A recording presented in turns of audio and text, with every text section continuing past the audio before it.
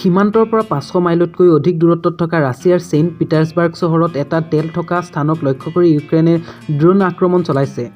ইউক্ৰেইনৰ ৰাষ্ট্ৰপতি ভলদিমিৰ জেলেনস্কিয়ে পূৰ্বে এই বছৰ ৰাছিয়াৰ ভিতৰত অধিক লক্ষ্যত আঘাত কৰাৰ প্ৰতিশ্ৰুতি দিয়াৰ পিছত ইউক্ৰেইনৰ এটা সামৰিক সূত্ৰই কয় যে ভ্লাদিমিৰ পুটিনৰ গৃহ চহৰ আক্ৰমণৰ নতুন পৰ্যায়ৰ অংশ, যাৰ লক্ষ্য আছিল পুটিনৰ ওপৰত হেঁচা দিয়া।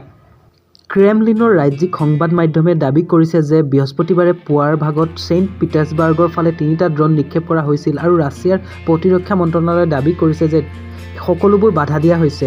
ইউক্ৰেইনৰ সামৰিক সূত্ৰই অৱশ্যে ৰয়টাৰ্ছক জনাইছে যে হিট নিশ্চিত কৰা হৈছে।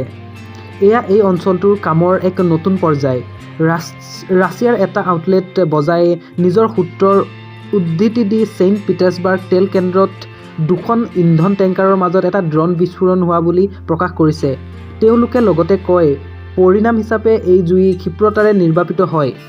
ইউক্ৰেইনৰ এক চোৰাংচোৱা সূত্ৰইও দাবী কৰিছে যে ড্ৰোনখন মস্কোৰ বাহিৰৰ পুটিনৰ অন্যতম বাসগৃহ ছেইণ্ট পিটাৰ্ছবাৰ্গৰ দক্ষিণে থকা ভলদাই পেলেচৰ ওপৰেৰে উৰি গৈছিল। পিছত ছেইণ্ট পিটাৰ্ছবাৰ্গৰ গভৰ্ণৰ আলেকজেণ্ডাৰ বেগেলভে এই আক্ৰমণৰ কথা স্বীকাৰ কৰে যদিও কোনো লোক আহত হোৱা নাই বুলি কয়। ৰাছিয়াৰ কৰ্তৃপক্ষই সীমান্তৰ ওচৰৰ বেলগৰড চহৰতো ক্ষেপণাস্ত্ৰ আক্ৰমণৰ বাতৰি প্ৰকাশ কৰিছে। স্থানীয় গভৰ্ণৰ ভি গ্লাডকোভে কয় যে বায়ু প্ৰতিৰক্ষাই 10টা ক্ষেপণাস্ত্ৰৰ সকলোবোৰ নিক্ষেপ কৰিছে যদিও এজন লোক আহত হৈছে। শুকুৰবাৰে অনুষ্ঠিত হ'বলগীয়া ৰাজ্যিক সংবাদ সংস্থা টাছে জনোৱা মতে এই আক্ৰমণৰ ফলত আঞ্চলিক জৰুৰীকালীন মন্ত্ৰণালয়ে চহৰখনৰ পৰম্পৰাগত অৰ্থডক্স এপিফেনী উৎসৱ বাতিল কৰিবলগীয়া হয়। ৰাছিয়াত এই বাৰ্ষিক উদযাপন ব্যাপক। ইউক্ৰেইনৰ দ্বিতীয় বৃহত্তম চহৰ খাৰ্কিভৰ পৰা প্ৰায় 60 মাইল উত্তৰত অৱস্থিত বেলগৰড ৰাছিয়াৰ অন্যতম আটাইতকৈ বেছি ক্ষতিগ্ৰস্ত অঞ্চল। আঞ্চলিক বিষয়াসকলে জনোৱা মতে 30 ডিচেম্বৰত বেলগৰডৰ মাজমজিয়াত গোলাবৰ্ষণত 21 জন লোকৰ মৃত্যু হয় আৰু 110 জন আহত হয়।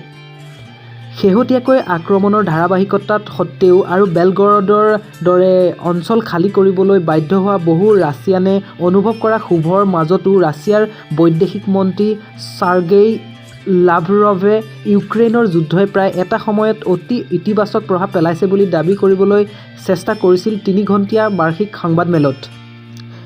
ইফালে মস্কোৰ এজন ৰাজ্যিক অভিযুক্তই পুটিন বিৰোধী কিন্তু যুদ্ধৰ পক্ষপাতী বুলি কোৱা ব্যক্তিত্ব আন্তঃৰাষ্ট্ৰীয়বাদী ইগৰ গিৰ্কিনক উগ্ৰবাদৰ অভিযোগত প্ৰায় 5 বছৰৰ কাৰাদণ্ডৰ বাবে আহ্বান জনাইছে।